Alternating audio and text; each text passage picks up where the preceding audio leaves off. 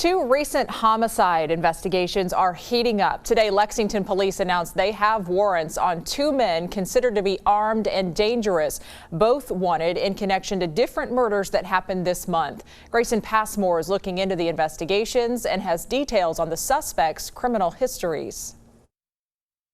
Two wanted men, believed to be armed and dangerous. The first is 31-year-old Brandon Dockery. Lexington Police say Dockery is believed to have shot into a crowd of people in the North Mill Street area in downtown early Saturday morning, shooting and killing 30-year-old Raymar Webb, a father with a baby girl on the way.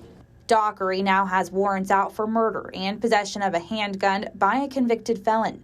But this isn't Dockery's first offense. He was sentenced to 45 years in prison after setting an apartment building on fire in 2010. Charged with 1 count of second-degree arson, 2 counts of attempted murder, and 5 counts of first-degree wanton endangerment. He served nearly 10 years of his sentence. He was granted parole in 2020. The question then becomes, why was Dockery released so early? A contact with the Kentucky Department of Corrections tells us these are not considered violent offenses under Kentucky statute. A woman did break 2 vertebrae, jumping out of a window to escape the fire Dockery set.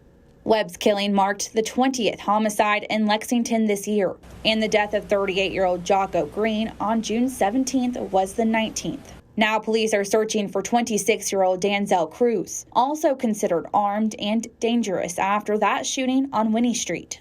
Like Dockery, Cruz is also a convicted felon. Cruz was charged with being in possession of a handgun as a convicted felon and abandonment of a minor. He was convicted and sentenced to 6 years total back in 2019. Cruz was then granted supervised release in December of 2020.